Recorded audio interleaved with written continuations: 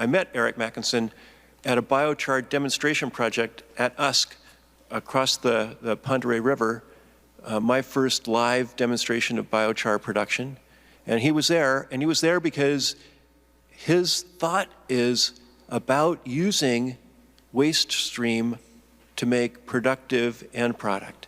So Erik, you've got a couple of folks ahead of you that have set the stage. Welcome, Erik Makinson.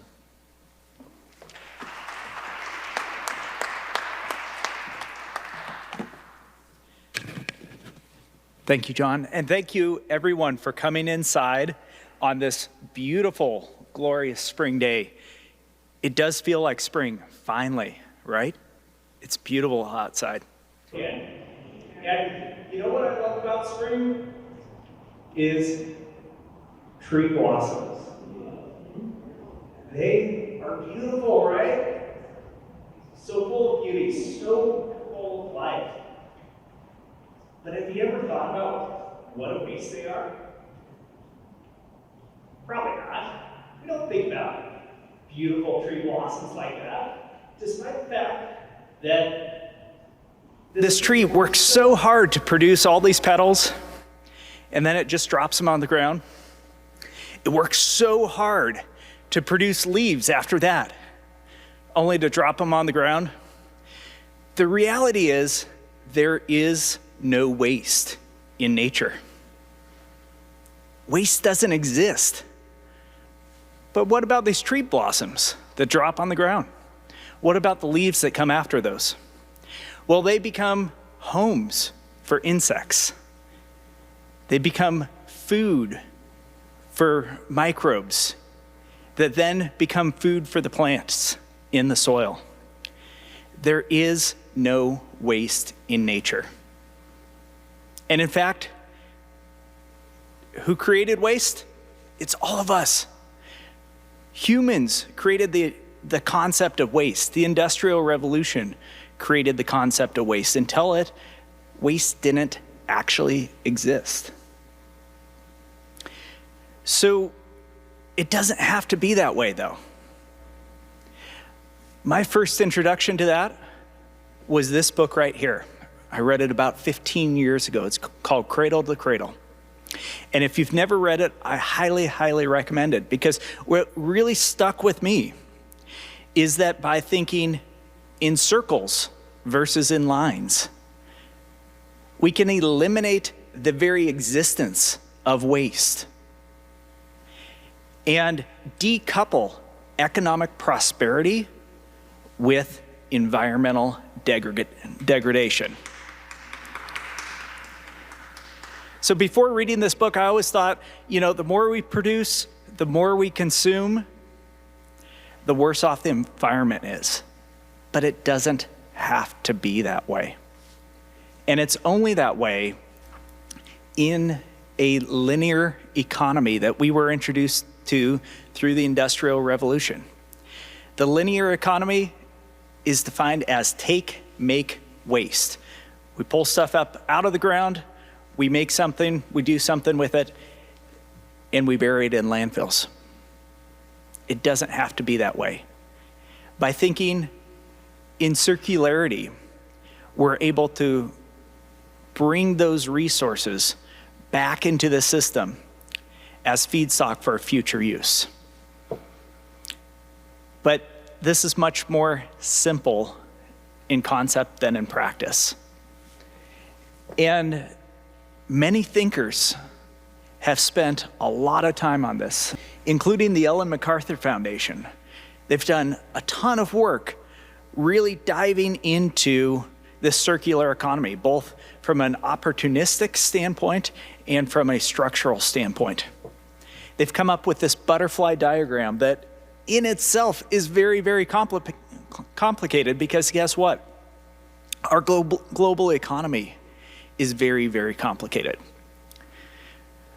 But if you take away three things from this slide, I encourage you to take these three things. First, this is not just about the environment. It's not just about improving society.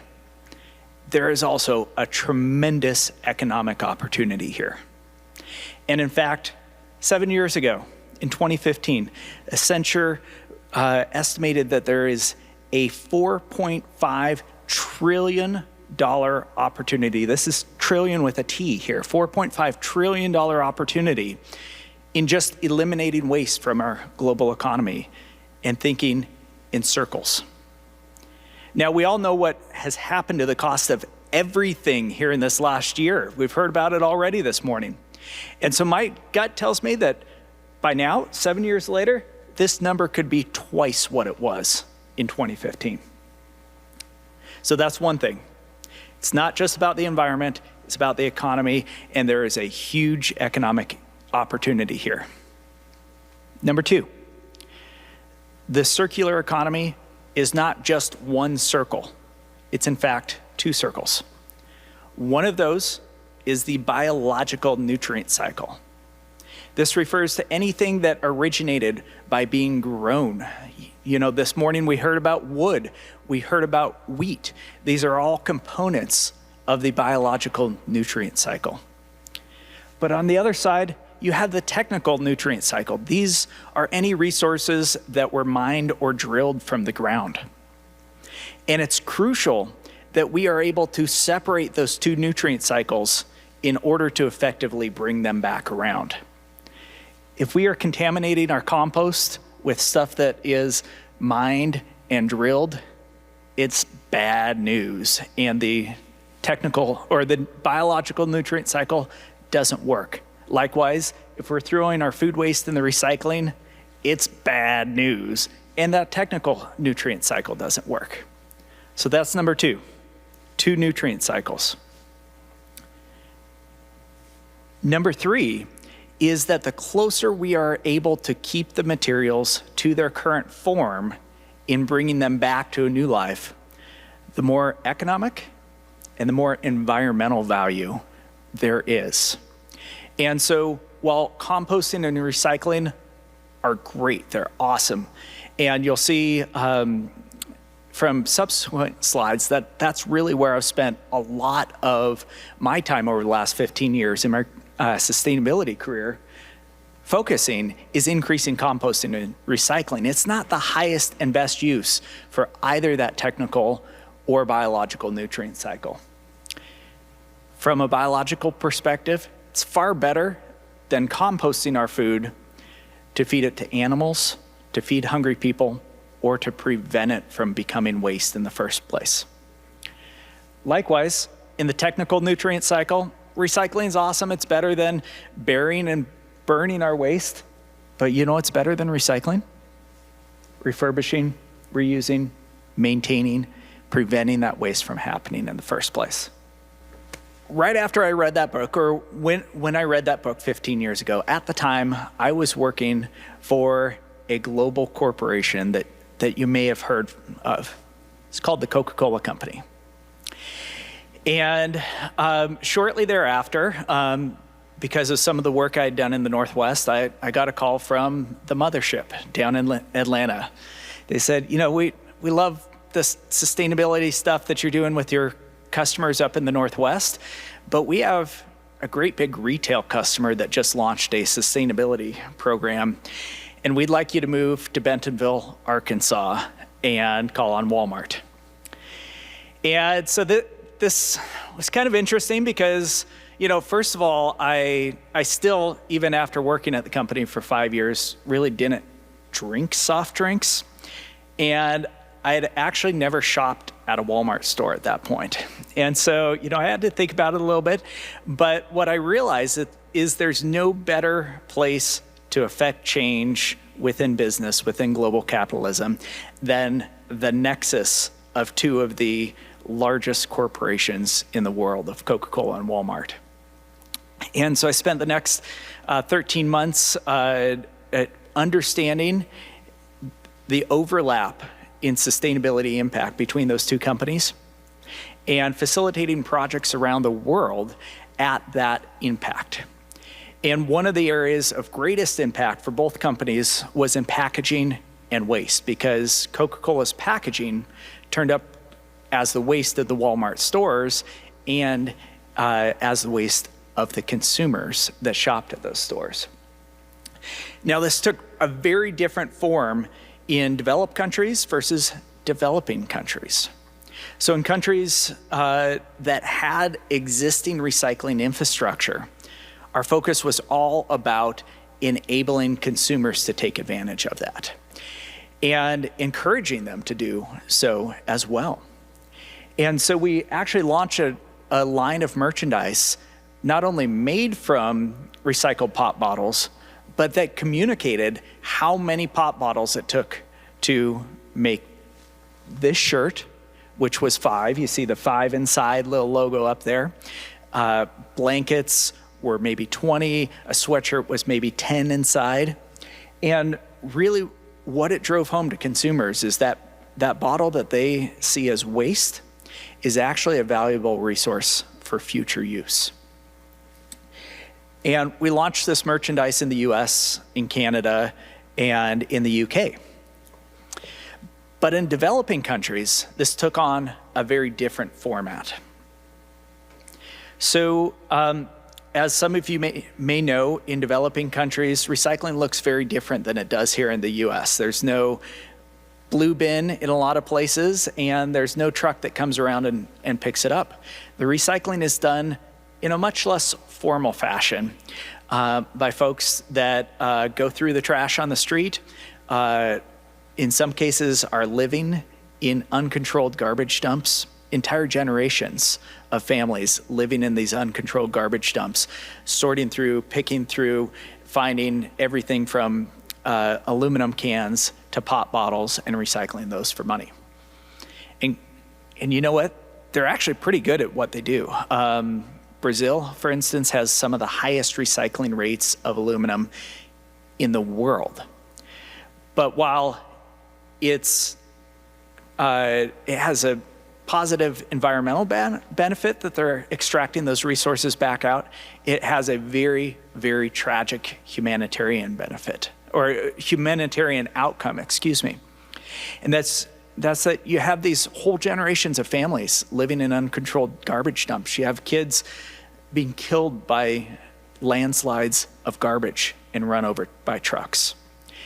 And so our focus in these countries was on transitioning those individuals that were on the streets and in the dumps, scavenging for materials, into worker-owned cooperatives where they could still sort through the materials and benefit from the recovery thereof, but do so in a much safer environment.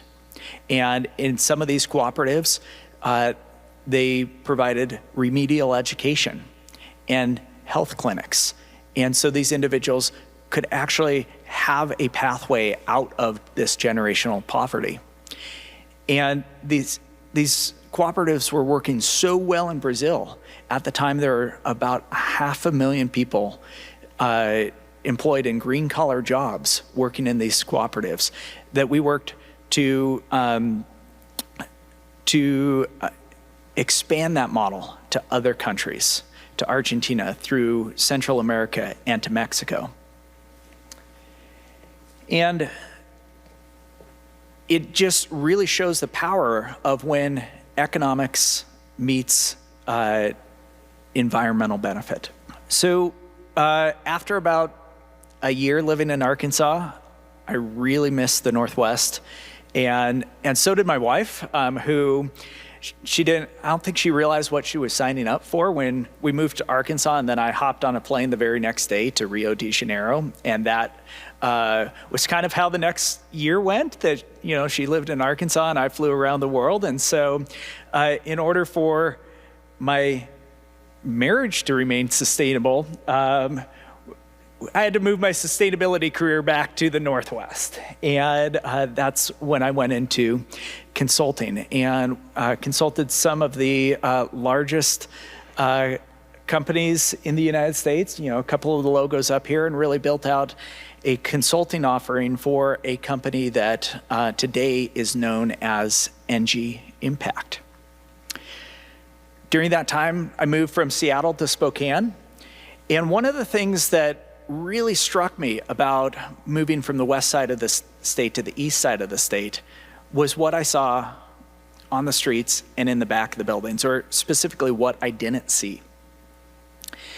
Now, each day I was driving from South Hill to just north of the river and helping all of these big companies all over the US implement leading recycling programs. But I was driving past 5 office buildings that had a trash dumpster and no recycling dumpster out back. That blew my mind, not just from an environmental perspective, but also from a financial perspective as well. Because I knew that recycling in Spokane on a per cubic yard basis was a quarter of the price for businesses as trash. So these buildings were quite literally throwing away their money by throwing everything out of these office buildings into the trash.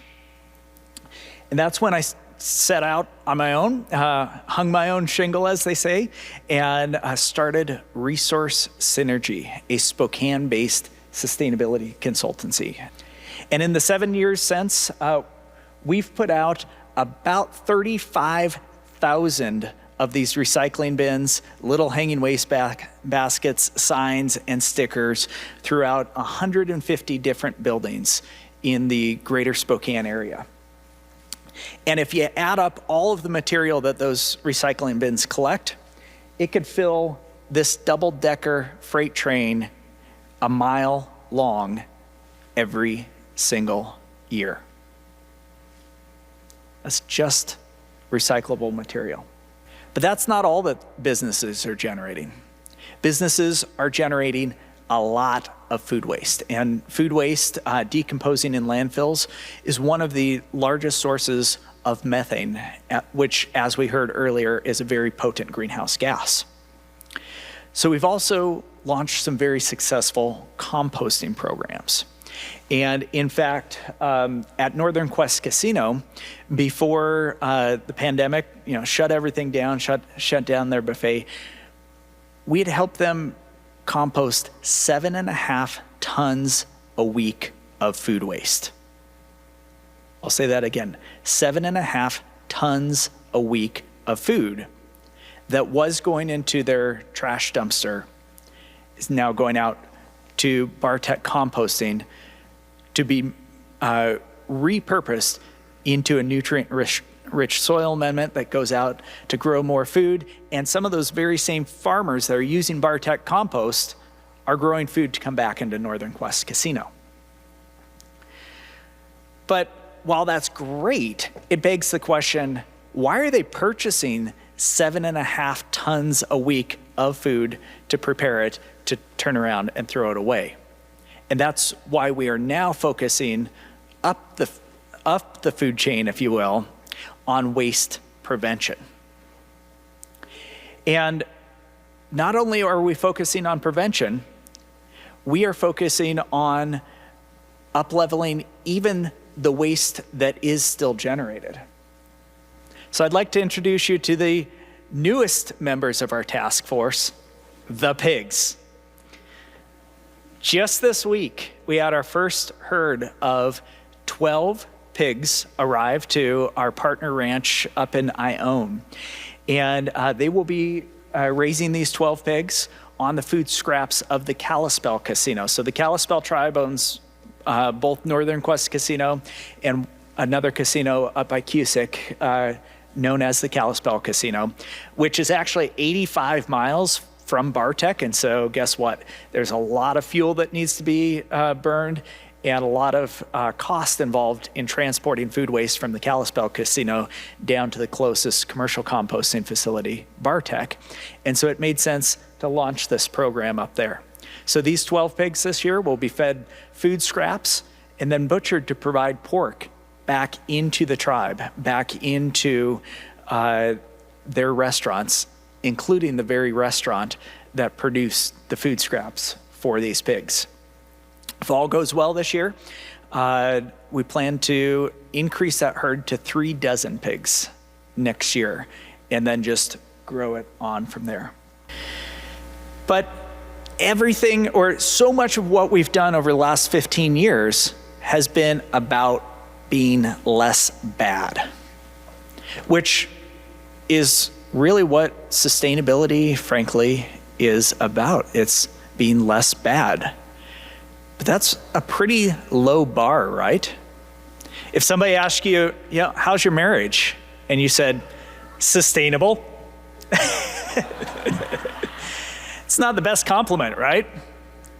I think all of us would love to be in relationships that were flourishing and not just sustainable. And while sustainable is better than being destructive, I hope nobody in this room is in a destructive marriage, but sustainable is not as good as flourishing. And that's where regenerative business comes in. It's about no longer focusing on being less bad, but instead focusing on doing more good. And so guess what? As an entrepreneur, we're launching a new business. So we heard from Gloria about the biochar kilns and how powerful biochar can be for a soil amendment to help our crops flourish.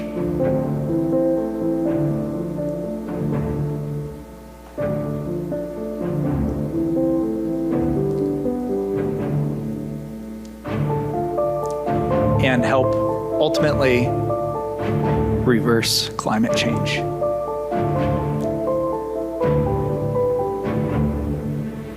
So this is the new company, Terra Preta, Northwest, carbon farming. So as Gloria shared a little bit earlier, biochar holds incredible promise in carbon sequestration and enabling our crops to flourish. But as she also so eloquently shared, biochar alone is not a nutrient. And so what's more powerful than biochar alone is pre-charged biochar through the inclusion of a couple of other waste products, food waste and manure. Those can provide a powerful, powerful nutrient source that then can then be absorbed by the biochar. And when applied to crops, it can lead to yield increases and increased drought tolerance. But what it can do out on the farm, it can also do in your garden. And so the ultimate goal is to be able to buy this Terra Preta at your local garden store and help create some of the most nutrient soils in the world right here in the Northwest. But in order for this to be economically viable, in order for this to be a legit business, we also need the help of carbon credits and monetizing that benefit of taking the carbon out of the atmosphere and putting it back into the soil. And so this is where spending a lot of my time right now is figuring out this whole puzzle, because guess what? It is a complicated puzzle. And, I hope for not only our business, but society, we are successful. So with that, I will open it up to questions. Oh, was there a question over here? Yes.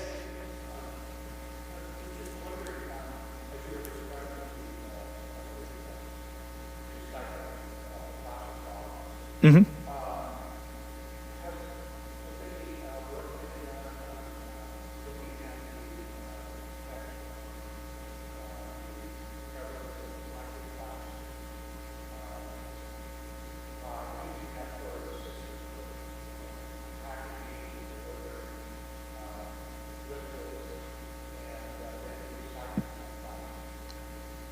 So the question is, have microplastics been studied?